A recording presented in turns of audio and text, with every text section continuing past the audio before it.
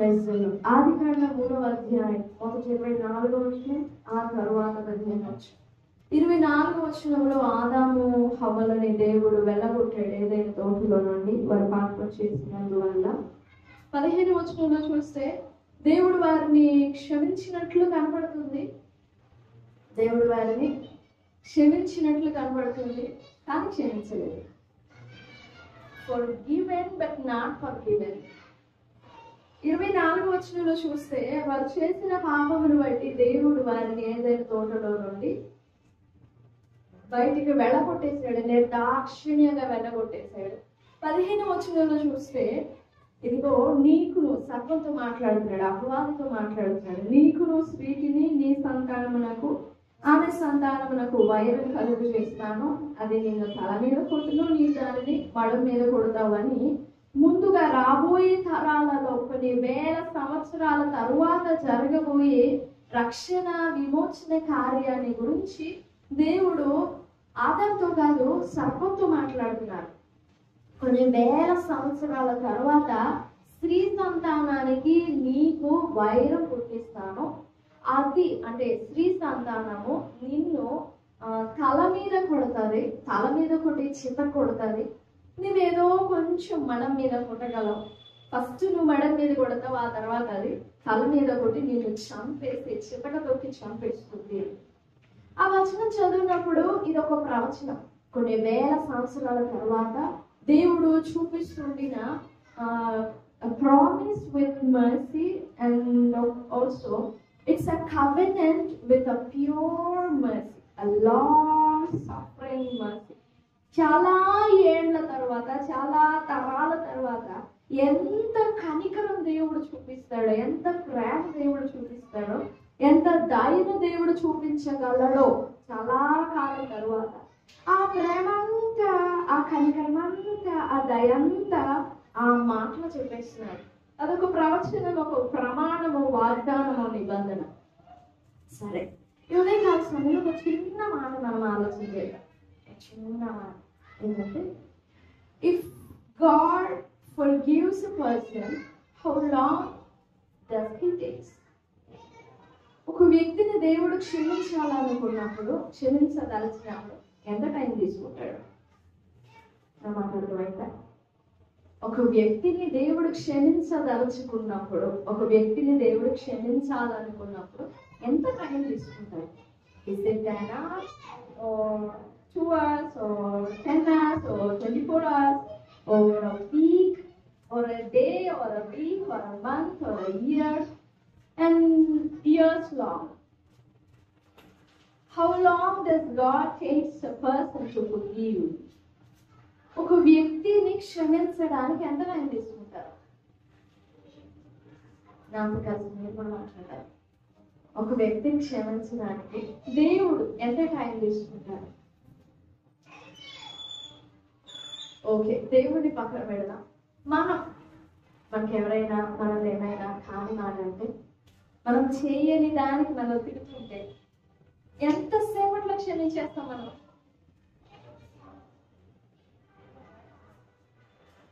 నా మాట్లాడుతున్నాయా? అర్థమైతే చేయండి, స్తోత్రం చెప్పండి, అప్పుడు చెప్పండి. అర్థమవుతుందన్నారు కదా. ఒక వ్యక్తిని క్షమించడానికి మనం ఎంత టైం తీసుకుంటాం? మనిషికి క్షమించడం చాలా కష్టం.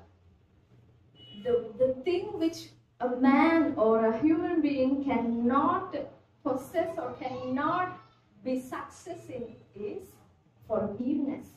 క్షమించడంలో మనిషి అందరూ సక్సెస్ కాలేడు. ఒకవేళ పైకి క్షమిస్తున్నారంటే వాళ్ళు నటిస్తున్నారని అర్థం. పైకి క్షమిస్తున్నారంటే నటిస్తున్నారని. పైకి టేక్ ఇట్ ఈజీ అంటున్నారని అంటే they are taking so long. They are not taking it easy, but they are taking so long. మనిషే అంత కష్టపడితే తన పోలికలో, తన స్వరూపంలో, తన స్వభావంలో, నా స్వరూపంలో ఉండాలి. తండ్రిని చూస్తే కుమారుని చూసినట్లే, కుమారుని చూస్తే తండ్రిని చూసినట్లే మనం కూడా అలా నిర్మింపబడ్డాం. There is no excuse. అసలు కొంచెం కూడా తేడా లేదు. మన స్వరూపంలో దేవుడు అనుకున్నాడు, మన స్వరూపంలో, మన పోలికలో నిర్మించుకుందాం. ఆశపడినట్లుగానే నిర్మించుకుందాం. ఈ పోలికలు నిర్మింపబడిన మనిషి పాపం చేస్తే క్షమించడానికి ఎంత టైం తీసుకుంటాడు దేవుడు? గలతీ పత్రిక 4వ అధ్యాయము 4-5 వచనాలు. అయితే కాలము పరిపూర్ణమైనప్పుడు దేవుడు తన కుమారుని పంపారు. ఇప్పుడు ఆలోచించండి, ఆదికాండం 3వ అధ్యాయం 15వ వచనానికి, గలతీ పత్రిక 4వ అధ్యాయం 4వ వచనానికి ఎన్ని వచనాల గ్యాప్ ఉంది, ఎన్ని అధ్యాయాల గ్యాప్ ఉంది, ఎన్ని సంవత్సరాల గ్యాప్ ఉంది? అంటే 15వ వచనాలు చెప్పినప్పటి నుండి 4వ అధ్యాయం 4వ వచనం వరకు దేవుడు మనిషిని క్షమించలేకపోయాడా?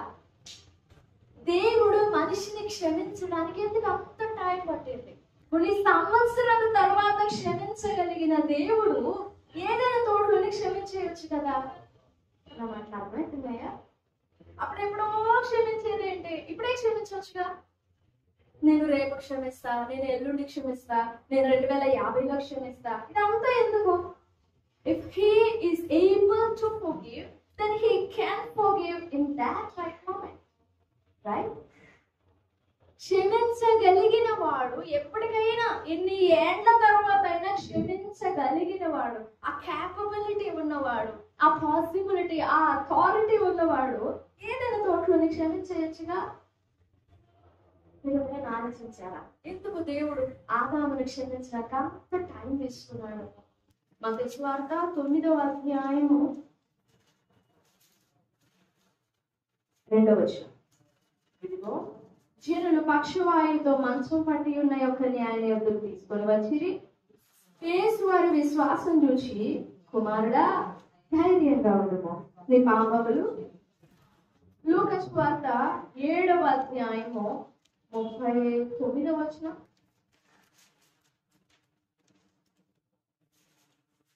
సారీ 47వ వచనం చదివేసి.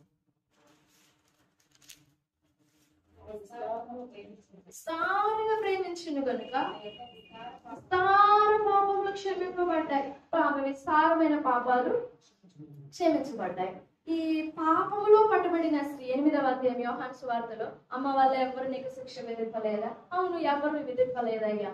అయితే నేను కూడా విధింపాను, ఇక మీదట పాపం చేయదు, ఇక మీదట మళ్ళా నీ కీడు కలగకుండా పాపం చేయదు. 38 సంవత్సరాల రోగిగా పడున్న వ్యక్తిని చూసి, నువ్వు స్వస్థత పొందావు, ఇక మీదట మళ్ళా నీకు పాపం కలుగుకుండా ఉండాలంటే నువ్వు అలా పాపం చేయొద్దు, నీకు కీడు కలగకుండా ఉండాలంటే పాపం చేయదు. అంత సింపుల్ గా క్షమించేశారు కదా. విశ్వాసముతో యేసుప్రభు వారు బోధిస్తూ ఉండినప్పుడు ఆ లోపలికి పక్షవాయువు రోగం కలిగిన వ్యక్తిని లోపలికి తీసుకురావడానికి ట్రై చేస్తే ఇరుకుగా ఉండి ప్లేస్ సరిపోదు. అందుకని పైన ఉన్న టాప్ తీసేసి పై నుంచి దించారు. అలా దించుతూ ఉండగానే వారి విశ్వాసం చూసి, మరి ఆ మంచం మీద పడుకొని ఉండే నా వ్యక్తి మొహమని చూసాడో లేదో, కుమారుడు అనే పాపాలు క్షమించబడి ఉన్నాయి. వారి పాపములు క్షమించడానికి అంటే little time, it took a little time, కొంచెం టైమే పట్టింది. మరి ఆదాము పాపము కొట్టివేయడానికి 3వ అధ్యాయం 15వ వచనం మొదలు కొత్త నిబంధనకి ఎందుకు అంత లాంగ్ టైం తీసుకున్నాడు దేవుడు? క్షమించలేకపోయాడా? క్షమించడానికి మనస్సు రాలేదా? లేదా ఆదాము మీద ఆ రివెంజ్, ప్రతీకారం, నాకు ద్రోహం చేస్తావా నువ్వు, నాకు కీడు చేస్తావా నువ్వు అని ఆ కోపము బాగా పెరిగిపోయిందా? ఎందుకంటే ఫస్ట్ మానవుడు కదా, ఫస్ట్ కుమారుడు కదా. లేఖనం చెప్తుంది ఆదాము దేవునికి కుమారుడు అని చెప్తుంది. ఫస్ట్ కుమారుడు కదా, నువ్వు నాకు ద్రోహం చేస్తావా అని కోపం పెరిగిపోయిందా? ఎందుకని దేవుని క్షమాపణ అంత లేట్ అయింది? పాత నిబంధనలు, కొత్త నిబంధనలు వితిన్ సెకండ్స్ లో క్షమించేశారు. మన జీవితంలో దేవుని క్షమాపణ, దేర్ ఆర్ 2 types. దేవుని క్షమాపణ 2 రకాలు కాదు, కానీ ఆ క్షమాపణని మనం పొందుకోవడంలో రెండు మార్గాలు ఉన్నాయి. There are 2 ways we receive God's forgiveness. 2 ways. One is, ఒకటి, దేవుడు from the root he forgives us. మూలముల నుండి, లోపల నుండి తవ్వుకుంటూ వచ్చి క్షమిస్తాడు. That's one way, and that's the God's desired way, and that's the only way. But the second way is the way we initiate. మనము create చేసుకుంటాం. Yes, I am forgiven. మనము ఆపాదించుకునే క్షమాపణ, దేవుడు మనకిచ్చే క్షమాపణ రెండు ఉన్నాయి. చాలా ప్రమాదకరం. First way it's beautiful, but it takes long time and it's life and death situation. The second way మనం ఆపాదించుకుంటాం. ఆపాదించుకోవడం అంటే అర్థమైందా? వి ఇనిషియేట్, మనమే తీసుకుంటాం, మనమే క్షమించుకుంటాం దేవుడు క్షమించినట్లుగా. When God forgives a person, He forgives that person from the root itself. అయిపోయినా నేను క్షమించేసానులే అన్నాడు ఆయన. When God forgives, He forgives from roots within. Even when God loves us, He loves from root within. If He heals us, He heals us from root within. So we have to make sure that whether we are forgiven from the root itself or not. దేవుడు మనల్ని క్షమించినప్పుడు మన లోతైన పునాదులలో నుండి క్షమించాలి, అలానే క్షమిస్తాడు దేవుడు. ఒకవేళ అలా కాకుండా పైన జస్ట్ ఆ మూమెంట్, ఆ క్షణానికి మనం సాటిస్ఫై అవడానికి, మనం తృప్తి పడడానికి, ఓకే ఊరికి ఎట్లా తల మీద చేయబెట్టేసి యు ఆర్ ఫర్గివెన్ అని అంటే ఆ నిమిషానికి సరిపోతుంది, తృప్తిగా ఉంటుంది, ఎమోషనల్ గా ఉంటుంది, హ్యాపీగా ఉంటుంది. కానీ ఆ ఎమోషనల్ హ్యాపీనెస్ మనల్ని ఎంత నాశనంలోకి తీసుకెళ్తారు. అదే వారికి చెప్పారు, ఇక మీదట కీడు కలగకుండా నువ్వు పాపం చేయొద్దు. ఎందుకనంటే నీ మూలాలలో నుండి నేను క్షమించేశాను. You have no sins history. ఇక నీకు పాప చరిత్ర లేదు. నేను మొత్తం కొట్టేశాను, మొత్తం కాల్చివేశాను. So do no sin, commit no sin. When God takes action, He always takes an action within from the roots. మూలాలలో నుండి క్రియ చేస్తాడు. So if we want a healing from God, or మనకి స్వస్థత కావాలన్నా, మేలు కావాలన్నా, క్షమాపణ కావాలన్నా, ప్రేమ కావాలన్నా, మన మూలాలలో నుండి దేవుడు క్రియ చేయాలి అని మనం వేడుకోవాలి. దేవా నా పాపం కడగబడాలి, లోతుగా తవ్వు, ఎక్కడెక్కడ ఉన్నదో, ఎక్కడెక్కడ ఏ మూలన దాగి ఉందో, ఏ నరాలలో దాగి ఉందో, ఏ ఎముకల మధ్య, ఏ మూలుగులో దాగి ఉందో, నా మూలాలన్నిటినీ తవ్వు తవ్వు తవ్వు. అది మన ప్రార్థన అయి ఉండాలి. అలాగే మనం దేవునికి మొర పెడితే, అలాగే దేవుడు మనల్ని క్షమిస్తే, there is no one to condemn us. మన మీద శిక్ష విధింపడానికి ఎప్పుడు ధైర్యం చేసి మన మీదకి రాదు. అది మనం పైన క్షమింపబడ్డాం అనుకో, ప్రభు నాకు క్షమించేశాడులే అని మనం అనుకోవడం. ప్రభు రక్తం కాచాడు కాబట్టి నేను ఎలా క్షమించబడ్డాను, ఆయన రక్తం ప్రోక్షించాడు కాబట్టి automatically I was forgiven. No, we are not forgiven like that. We will never be forgiven like that. మన రూట్స్ కదలాలి. మన హృదయాంతరంగములలో నుండి మన తలంపులు, మన ఆలోచనలు, మన ఇష్టాలు, మన కోరికలు, మన ఉద్దేశాలు, మన నిర్ణయాలు అన్ని పునాదులతో సహా పెకిలింపబడి ప్రభు సన్నిధిలో వాటిని కుమ్మరించాలి. ధారాళముగా పూర్తిగా కుమ్మరించాలి.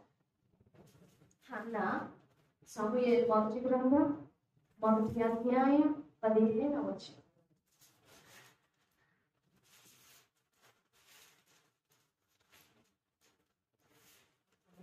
అది కాదు నా ఏలినవాడ, నేను మనోదుఃఖము గల దానినై ఉన్నాను. నేను ద్రాక్షరసమునైనను మద్యమునైనను పానం చేయలేదు, కానీ నా ఆత్మను యెహోవా సన్నిధిని కుమ్మరించుకొనుచున్నాను. But I have poured out my soul before the Lord. పూర్తిగా ఖాళీ అయిపోయేంతగా నా ప్రాణమంతా, నా ఆత్మనంతటిని యెహోవా సన్నిధిలో కుమ్మరించుకుంటున్నాను. అందుకే నా శరీరంలో స్పర్శ తెలియట్లేదు. 1వ అధ్యాయం 10వ వచనంలో నేను ఆత్మ వశుడనై, హన్నా అలా ఆత్మ వశురాలైపోయింది. ఇక నా ఆత్మ దేవుని దగ్గరికి వెళ్ళిపోయినప్పుడు నా ఆత్మ దేవుని దగ్గరికి వెళ్ళిపోయినప్పుడు, నా ప్రాణం దేవుని దగ్గరికి వెళ్ళిపోయినప్పుడు, నా శరీరం దేవుని దగ్గరికి వెళ్ళిపోయినప్పుడు, మీరు నన్ను ఎంత కదిలించినా I will have no conscious within me. నాకు స్పృహ ఉండదు. అలా పడిపోయిందంట హన్నా దేవుని సన్నిధి. స్పృహ లేకుండా, ప్రాణం లేకుండా, అంటే తన ప్రాణం అంతా కుమరించేసింది. ఏది పిల్లలు లేరనే దాహం కాదు, ఆశ కాదు, నేను దేవుని దగ్గర ప్రార్థించాలి. హన్నా ఎప్పుడు నాకు పిల్లలు లేరని బాధపడలే. ఒకవేళ హన్నాని మనం అలా అర్థం చేసుకుంటే తప్పుగా అర్థం చేసుకుంటాం. అలా కాదు, ఆమె చేసిన ప్రార్థన పిల్లలు లేరని కాదు, నాకు పిల్లలు లేరే అనే బాధ కాదు, వేదన కాదు, మనోవేదన ఉంది. But that's not the way she prayed. తన ఆత్మనంతా, తన ప్రాణమంతా కుమరించేసింది, తన ఆత్మంతా కుమరించేసింది. తనకంటూ ఇంకేం లేదు, తనకంటూ ఆలోచనలు, తనకంటూ తలంపులు ఏం లేవు. అందుకే నువ్వు నాకు మగ బిడ్డనిస్తే ఆ బిడ్డ నీకు ఇచ్చేస్తాను, నాకు అస్సలు కాలు కింద పెట్టినేవు. అలాంటిది హన్నా అంటుంది, నాకు మగ బిడ్డనిస్తే నీకు ఇచ్చేస్తా. తనకంటూ ఆశలు, తనకంటూ కోరిక ఏం లేదు. ఎందుకంటే తన ఆత్మ పూర్తిగా దేవుని సన్నిధిలో కుమ్మరించేసి, ఎంత కుమ్మరించేసిందో. అలా మనం కూడా మన ప్రాణం దేవుని సన్నిధిలో కుమ్మరింపబడాలి, మన ఆత్మ దేవుని సన్నిధిలో కుమ్మరింపబడాలి, మన దేహం దేవుని సన్నిధిలో రెక్తమైపోవాలి అని అంటే మనం ఎంత కడపబడాలో, మనం ఎంత నలగొట్టబడాలో, మనం ఎంత మెత్తన చేయబడాలి. దేవుడు ఒక వ్యక్తిని క్షమించినప్పుడు, the reason why God takes so long to forgive a person is, దేవుడు ఎందుకు ఒక వ్యక్తిని క్షమించడానికి అంత టైం తీసుకుంటాడంటే, ఫర్గివ్నెస్, క్షమించడం అని అంటే ఇంగ్లీష్, ఓల్డ్ ఇంగ్లీష్ లో forgiveness, forgiving is to give. Forgive is to give. క్షమించడం అంటే ఇవ్వడం. క్షమించడం అంటే ఇవ్వడం. ఏమి ఇవ్వడం, ఏమి దయచేయడం అని అంటే forgiving is to give. Give అంటే ఇవ్వడం. ఏమి ఇవ్వడం అని అంటే దేవుని ఆత్మని ఇవ్వడం. ఏమి ఇవ్వడం అంటే దేవుని ఆత్మని ఇవ్వడం. ఒక వ్యక్తిని దేవుడు క్షమించాడు, ఒక వ్యక్తిని దేవుడు క్షమిస్తున్నాడు, ఒక వ్యక్తిని దేవుడు క్షమించేశాడు అంటే నీలో ఉన్న పాపం తీసివేసేటప్పుడు at the same time he will exchange his own spirit with yours. నీలో ఉన్న పాపం, నీవు చేసిన పాపం, నీలో నింపబడి ఉన్న పాపాన్ని తీసివేయునప్పుడు, ఆ పాపం తీసివేయునప్పుడే తన ఆత్మ నీలో నింపుతాడు. ప్రేమించడం అంటే నష్టపోవడం, అలాగే క్షమించడం అంటే ఇవ్వడం. ఏమి ఇవ్వడం అంటే దేవుని పరిశుద్ధమైన ఆత్మని ఇవ్వడం.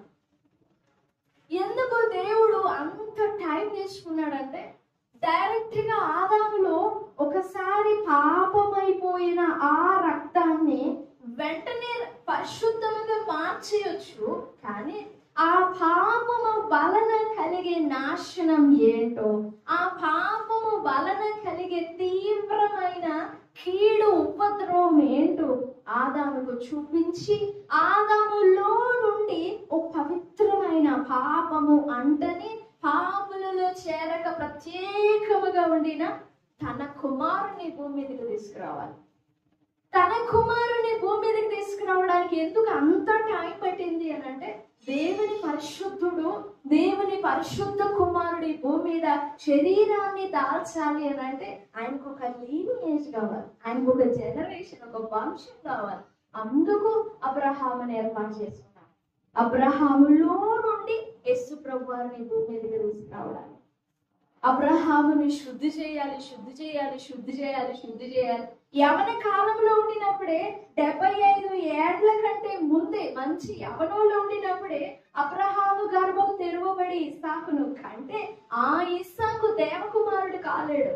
అందుకని అబ్రహాము శరీరం మృతతుల్యమయ్యేంత వరకు ఎండగట్టి ఎండగట్టి ఎండగట్టి ఎండగట్టి శరీరం అనేది ఒక్క ఇంచైనా లేకుండా, శరీరపు వాసన ఒక రవ్వంతైనా లేకుండా చంపి చంపి చంపి చంపి ఇంకా అస్సలు నా శరీరంలో జీవమే లేదు అని అబ్రహాం నోరెత్తి గొంతెత్తి ఒప్పుకునేంత వరకు అబ్రహాంని శరీర వాసన అబ్రహాములో కాల్చి కాల్చి కాల్చి కాల్చి కాల్చి అప్పుడు నిండు వృద్ధాప్యంలో ఏ వయసులో ఖచ్చితంగా 100 ఆ టైంలో గర్భం తెచ్చాడు.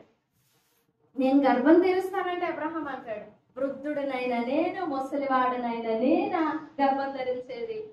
90 ఏళ్ల శారా పాలిస్తుందని ఎవరు నమ్ముతారు? ప్రభు అలా మాట్లాడుతుండగానే వెనక గుడారంలో ఉండి నవ్వేసిందట. ఏంటి, నా శరీరం మృతతుల్యం అయిపోయిందే, అసలు జీవం ఏమైనా పుడతాదా? మృత కణాలు ఎక్కువైపోతేనే శరీరం ముడత పడుతుంది. డెడ్ సెల్స్ ఫామ్ అయినప్పుడే శరీరం నల్లగా అయిపోయి ముడతలు పడిపోయి అదొక ష్రింక్ అయిపోతూ ఉంటుంది. ఇలాంటి జీవోత్సవంగా చచ్చిపోతున్న ఈ దేహంలో నుండి జీవం ఎలా పడుతుందని నవ్విందట. Yes, I am waiting for that. అందుకోసమే నేను వెయిట్ చేస్తున్నానని చెప్పి వాళ్ళిద్దరిని కాల్చి ఎండగట్టి ఎండగట్టి ఎండగట్టి ఎండగట్టి ఎండగట్టి ఒకవేళ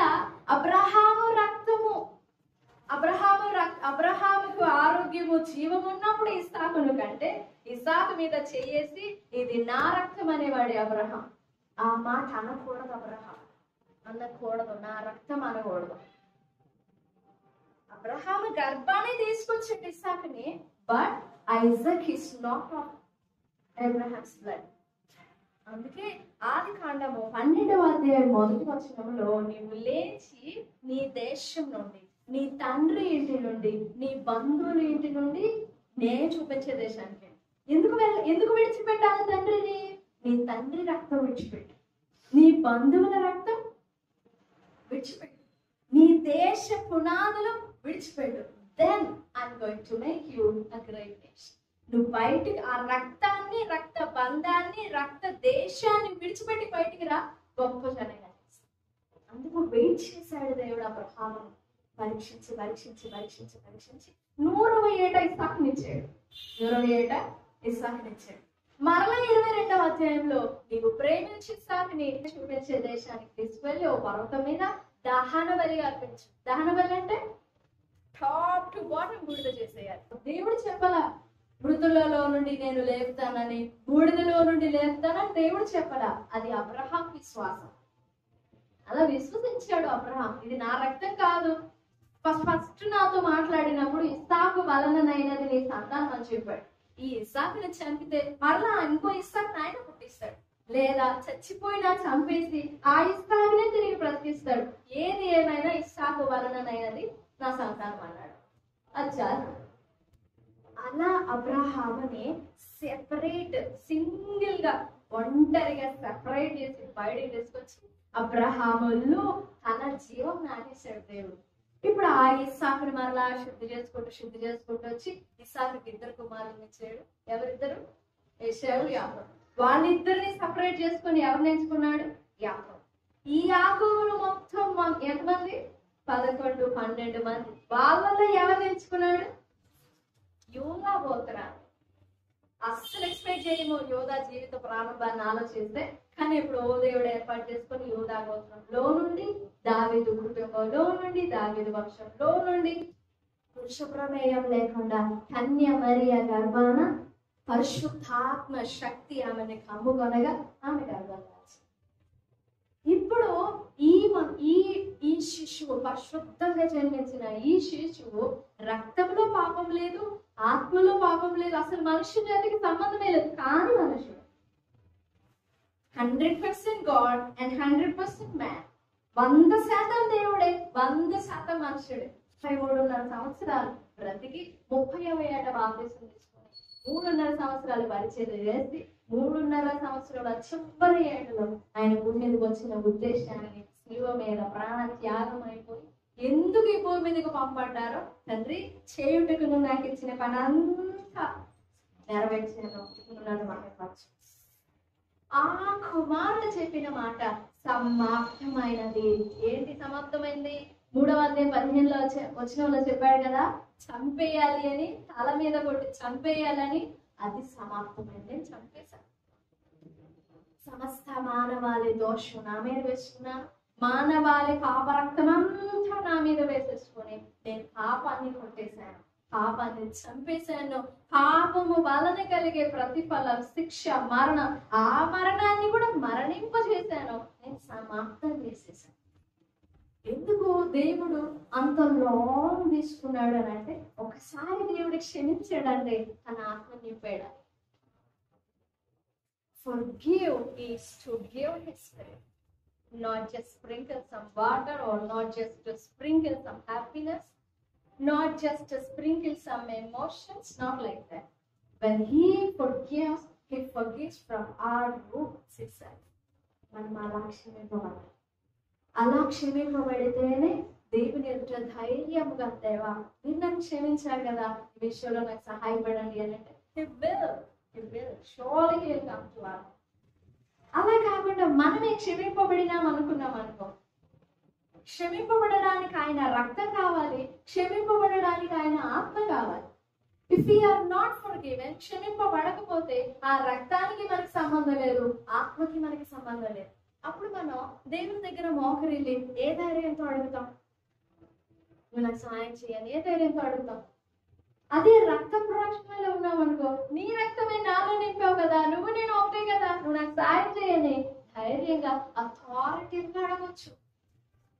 యేసుప్రభువు చెప్పిన మాట, భూమి మీద పాపములు క్షమించుటకు I have dominion, I have the pure authority. నాకు సంపూర్ణమైన అధికారం ఉంది అంటే ఎవరు చెప్పలేరు. అదే చెప్పినమాట, I have authority to forgive sins on the earth. నేను పాపములు క్షమిస్తాను. ఈ అధికారాన్ని మన జీవితంలో మనం కనుగొన్నామా? మన హృదయంలో, మన రహస్య హృదయాల్లో, మన లోతైన హృదయాలలో, మనకి అర్థం కాకుండా, మన గ్రహింపులు లేకుండా, మన జ్ఞానంలో లేకుండా, మన ఊహలో లేకుండా మన జీవితం చాలా లోతైన వేర్లతో ప్రారంభింపబడింది. జీవిత పునాదుల నుంచి ఇప్పటి వరకు మన జీవితం ఎలాంటిదో చెప్పగలమా? అందుకే ఆయన ఆత్మ సహాయం కావాలి. దేవా నేను రూపించబడినది మొదలు నీకు విరోధంగా, నీకు దూషణగా, నీకు వ్యతిరేకంగా నేను ఎలా ప్రవర్తించాలో నాకు తెలియదు. I know that I am sinned. I have sinned, but I don't know how to ask forgiveness. And I don't know what is my sin. కొన్ని సమయాలలో, కొన్ని సందర్భాలలో, కొన్ని పరిస్థితులలో మనం పాపంలోనే బ్రతుకుతుంటాం, కానీ అది పాపం అని తెలియదు మనకి. అది దేవుని ఆత్మ మనకి ఇవ్వాల్సిన గ్రహింపు.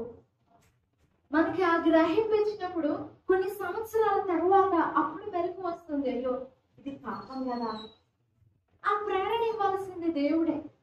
మనం దేవుని సన్నిధిలో ప్రతినిత్యం కడుగబడుతూ ఉంటాం. లేదు అన్నాడు ఏంటంటే, there is no forgiveness, క్షమాపణ అనేది లేదు, బట్ ఓన్లీ forgivingness, క్షమిస్తూ ఉండడమే, క్షమాపణ అనేది లేదు. కానీ యేసుప్రభువు చెప్పింది ఏంటంటే, I can forgive, I am able to forgive. నాకు అధికారం ఉంది, ఎందుకంటే సమస్త పాపం, అది ఎలాంటి పాపమైనా, అది చిన్నదైనా పెద్దదైనా భారమైనది ఎంత గొప్పదైనా, దానంతటి నేను ఆ పాపము వలన వచ్చే శిక్ష అంతా నేను భరించాను. So sin has no power. పాపానికి బలం లేదు, ఇంకా అది చచ్చిపోవడమే. నిజంగా మన జీవితంలో ఈ అధికారంని, ఈ హక్కుని మన జీవితంలో ఉపయోగింపబడాలి. మన జీవితంలో ఈ హక్కు, అధికారం వినియోగింపబడాలి. From the root itself we have to be forgiven. మూలాలలో నుండి మనం క్షమించబడాలి. మనం క్షమించబడితే ఇంకెవరు మనకి విరోధి? ఇట్లుండగా ఏమందుము, దేవుడు మన పక్షమున ఉండగా, రోమపత్రిక 8వ అధ్యాయం 31వ వచనం. ఇట్లుండగా ఏమందుము, దేవుడు మన పక్షమున ఉండగా మనకు విరోధి ఎవడు? తన సొంత కుమారుని అనుగ్రహించుటకు వెనుక తీయక మనందరి కొరకు ఆయన అప్పగించిన వాడు, ఆయనతో పాటు సమస్తమును మనకెందుకు అనుగ్రహింపడు? 33. దేవుని చేత ఏర్పరచబడిన వారి మీద నేరం మోపువాడెవడు? నీతిమంతులుగా తీర్చు దేవుడే కదా. శిక్ష విధించు వాడెవడు? చనిపోయిన క్రీస్తు యేసే. అంతేకాదు మృతులలో నుండి లేచిన వాడును, దేవుని కుడి పార్శ్వనున్న వాడును, మన కొరకు విజ్ఞాపనలు చేయవాడును ఆయన. ఇంకెవరు మనకి విరోధి? అప్పుడు మనకి ఎవరు విరోధి అనే కాన్ఫిడెన్స్, ధైర్యం వచ్చినప్పుడు జీవితం మీద ఒక కాన్ఫిడెన్స్ వస్తుంది. లేకపోతే అమ్మో నా జీవితం ఏమైపోతుంది, అమ్మో నా బ్రతికి ఏమైపోతుందో, నా లైఫ్ ఏమైపోతుందో అని భయమే వెంటాడు.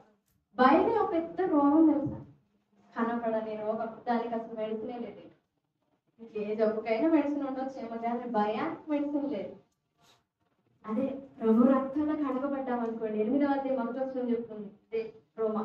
కాబట్టి ఇప్పుడు క్రీస్తు యేసునందున్న వారికి ఏ శిక్ష విధి లేదు. ఎవ్వరు వచ్చి శిక్ష విధించలేదు. శిక్ష విధించి వాడెవడు? ఆజ్ఞ విధించిన వాడే కదా. ఆజ్ఞ విధించినది ఎవరు? చనిపోయిన క్రీస్తు యేసే కదా. ఇంకెవరు మనకి విరోధంగా పోరాడేది? అందుకు ఆ ఆజ్ఞ ఆ పాపమును క్షమించిన అధికారం మన జీవితంలో వినియోగింపబడాలి. నా దేవుడు ఆయన హస్తం పెట్టి నిలువెల్లా తల మొదలుకొని అది కాలు వరకు లోతుగా మన గ్రహింపులో లేనివి, మన జ్ఞానంలో లేనివి, మన అర్థం కానివి లోపల ఉన్న వాటన్నిటిని తవ్వుకుంటూ వచ్చి తల వరకు నడి నెత్తి వరకు సంపూర్ణంగా క్షమించి శుద్ధి చేస్తే లోకాన్ని వెళ్తామా? దాన్ని మించిన సమాధానం ఇంకోట్లేదు, దాన్ని మించిన నెమ్మది ఇంకోట్లేదు, దాన్ని మించిన ఆశీర్వాదం ఇంకోట్లేదు. సమాధానం ఎలా దొరుకుతుందంటే మన మీద ఎవ్వరికి అధికారం లేదు, మనకి ఎవ్వరు విరోధులు కాదు. సమయంలో ప్రభు సన్నిధిలో మన జీవితాన్ని పరీక్ష చేస్తాం. ప్రభు తెలుసు, ప్రభు శిలువ వేయబడి ఉన్నాడని తెలుసు, ఆయన రక్తంలో పాప క్షమాపణ ఉంది అని తెలుసు. కానీ మనం లోతుల నుండి కడగబడ్డామా, క్షమించబడ్డా? ఇప్పుడైనా ఎప్పుడైనా మన గుండెల మీద చేసుకొని అపవాదికి ఎదురుగా నిలబడి సైటాన్ devil I am forgiven from my roots, నేను మూలాలలో నుండి క్షమింపబడ్డాను, ఏ వైపుగా వచ్చి నా మీద నేరం మోపుతావో మోపు అని మనం చెప్పగలం. యేసుప్రభు వారు అన్నారు, నాలో నేరం ఉన్నదని మీ అందరిలో ఎవరు స్థాపిస్తాడు? రండి ముందుకి. ఎవ్వరు రాలేదంట ఆ తరమవారు. చివరికి ఆయన సిలువ వేసేటప్పుడు కూడా ఎన్నో విధాలుగా ట్రై చేశారు. మరణ శిక్షకు తగిన పాపం ఏమన్నా ఉంటదేమో మాటలో, చూపులో, క్రియలో, ఏదైనా బోధ ఉంటదేమో అని ట్రై చేస్తే ఏది దొరకలేదు. కానీ నేరం లేకుండానే సిలువకు అప్పగించారు ఆయన. యేసుప్రభు వారు నేరస్తుడని నిరూపింపబడి కాదు సిలువ వేయబడింది. మనం అపవాదితో చెప్పగలగాలి, ప్రభు ఎదుటి కూడా మనం చెప్పగలగాలి. దేవా మీ రక్తంలో నన్ను కడిగారు, స్తోత్రం. మీ రక్తంలో నన్ను నిలువెల్ల కడిగారు, స్తోత్రం. I am forgiven. ఇంకా అది కాదా అంటే, అది కాదా మేలంటే, దీవెనంటే, ఆశీర్వాదం. దానికి మించిందేం ఆశపడతాం మనం? భోగభాగ్యాలు, ఆస్తిపాస్తులు, పేరు ప్రఖ్యాతులు ఎన్నున్నా మనకు విరోధులు 1,00,000 మంది ఉంటే ఎక్కడి నుంచి వచ్చింది నెమ్మది? కడుపు నిండా అన్నం తింటే నెమ్మది వస్తుందా? మన చుట్టూ 10,000 మంది మనకి శత్రువులు మోహరించుంటే ఏమాత్రం వస్తుంది నెమ్మది? నిద్ర ఉండదు. అపవాది ప్రతినిత్యం పొంచి ఉంటాడంట. మనం ఎక్కడ పట్టుకోవాలి, ఎక్కడికి తెచ్చాలి. ఉదయకాల సమయంలో దేవుడు యేసుప్రభువు చెప్పిన మాట, పాపమును క్షమించుట భూమి మీద నాకు అధికారం ఉన్నది. ఆ అధికారం నీ మీద, నా మీద సంపూర్ణంగా వినియోగింపబడి మనం పరిపూర్ణంగా క్షమించబడాలి. మనలో నుండి పాపం తీసివేస్తున్నాడంటే ఎక్స్చేంజ్ లో దేవుడు తన ఆత్మను మనలో నింపుతున్నాడు. పాపం పోతుంది, దేవుని ఆత్మ మనలో నింపబడుతుంది. అలా ప్రభుత్వంలో వేడుకుందాం. ఈ మాటలన్నీ గ్రహించడానికి ప్రభు సహాయపడతారు. దేవుడి మాటలు మన వెనుకడిలో దీవించుగా. ఆమేన్.